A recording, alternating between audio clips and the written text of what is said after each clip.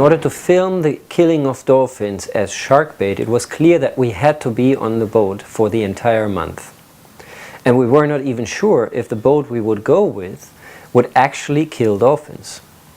So using a professional cameraman with a daily salary of at least $400, that would have mounted up to about $10,000 of costs just in salaries, which is of course for a small NGO like us a totally impossible amount of money. So it was clear it had to be one of Mundo Azul that does the job. Now I was the one that had been organized the logistics for several TV crews to make documentals in Peru, so actually I was the best prepared of us. However, I'm not a cameraman. I had the chance to look over the shoulders of some cameramen working while doing these documentals, but that doesn't mean that I could do it. However, as we didn't have another choice, I tried to think as much as I could about how it would be and to prepare as good as possible. And off I went. I went on board with 3 cameras. My main camera was a Canon EOS 7D for pictures and filming with a 28 to 135 mm lens and a 400 mm zoom.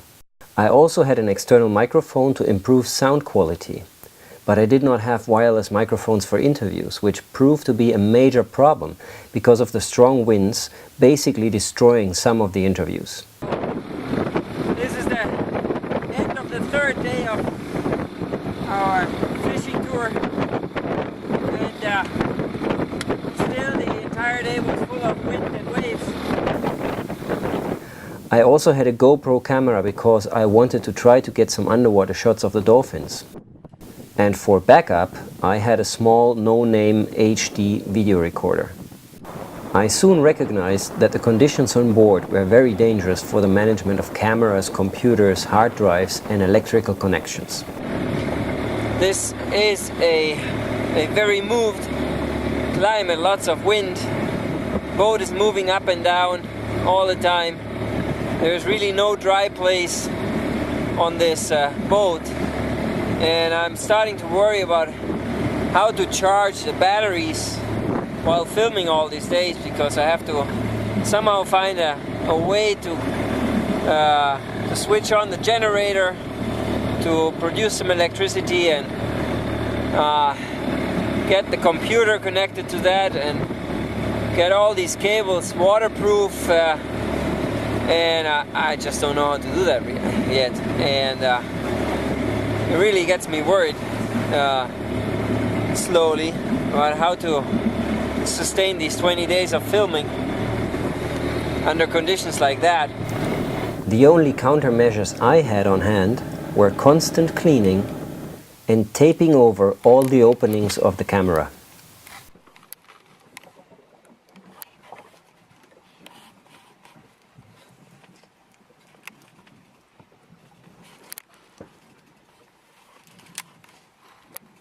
The generator for charging the batteries in the computer was tied up on the roof, together with the gasoline tanks.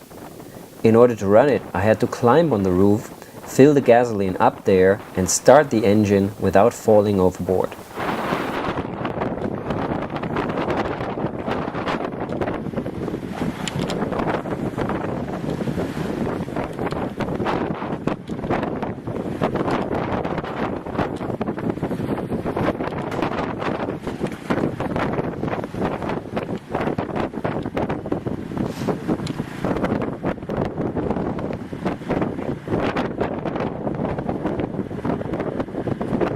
Once the generator was running, I connected the electrical cord, you see it here coming from above, and I tied my Sargus box with ropes on both sides of the boat so it would stay in the position.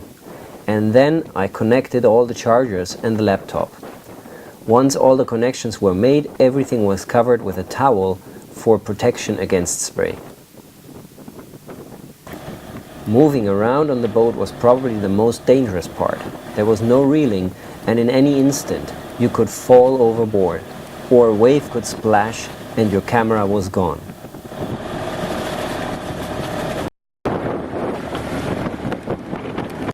But there was another challenge.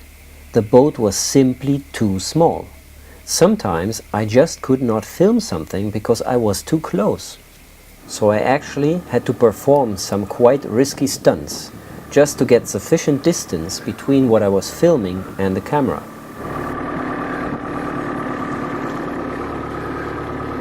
In this situation, the extreme wide angle of the GoPro camera came in very handy, as it allowed me not only to capture the entire scene, but also to get some fresh and different angles.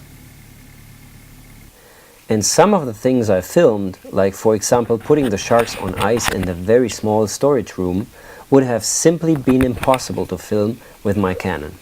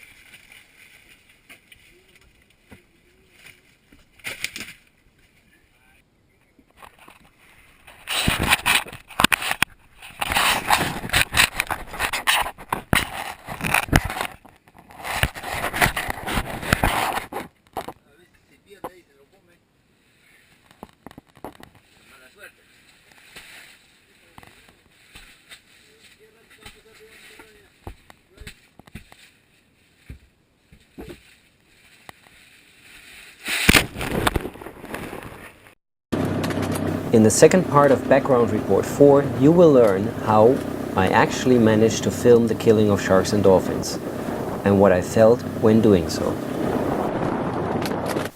Our movie tells the story of my undercover investigation of the illegal dolphin slaughter to use their meat as shark bait. It will expose the shocking way in which Peruvian fisheries laws are completely ignored. It will confront the government with proof of a massive illegal dolphin slaughter and the overfishing of sharks. You can stop the killing of sharks and dolphins right now by supporting the making of the movie at loveanimals.org, Save the Dolphins of Peru.